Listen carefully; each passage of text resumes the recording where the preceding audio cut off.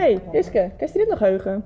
Oh ja, dat is Hinke Skokker toch? Ja, klopt. Die had toch draaf toen ze zwanger weer? Ja, dat was een heel bijzonder verhaal. Oh, daar kwam echt een soort reacties op. Ja, klopt. Ik ben benieuwd hoe het nou maar is. Ja, ik. Nou Hinke, hoe gaat het Mari?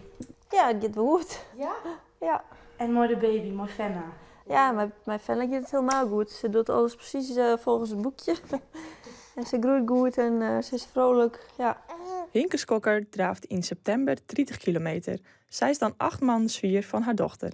Dit zorgt voor een soort reacties, zowel positief als negatief. Ik ren altijd rond van Winschoten en het is gewoon een hele leuke wedstrijd. En ja, als ze zwanger bent, dan is hij sowieso heel erg wat verdiepen in wat is nou goed en wat mag nou wel net eten en wat kan nou wel net waan. Eigenlijk hier ik sleven gewoon 50 wel dwaan wilt en dat hier ik makkelijk wel ken. Maar mijn vriend die vertrouwde dat net en omdat we dus tijdens de running nog best wel wat opmerkingen kregen, dacht ik van ja, ik ging net het opzitten en ik dacht dus van nou, als ik met 30 door dan ja, vinden mensen er misschien wat minder van. Ja, achteraf denk ik van ja, waarom haak ik me daar zat er nog leiden litten.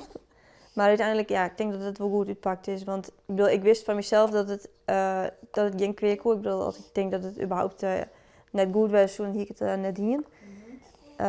Maar ik denk dat ik wel iets uitdroeg naar boeten dat het toch wel heel goed is om te sporten te blijven. Dus in dat opzicht ben ik wel blij dat ik het toch een eindje mij al ga. Neemt Fenna uit mooi, als ze draven kiest? Nou nog net, maar we hebben wel al een hut erin kaart. Want de meeste eigenlijk pas na een paar maanden meestal mij het hut erin. Want nou scoort het nog wat te botsen, maar. Dus zodra dat het ken, dan ging ik haar wel meenemen, ja.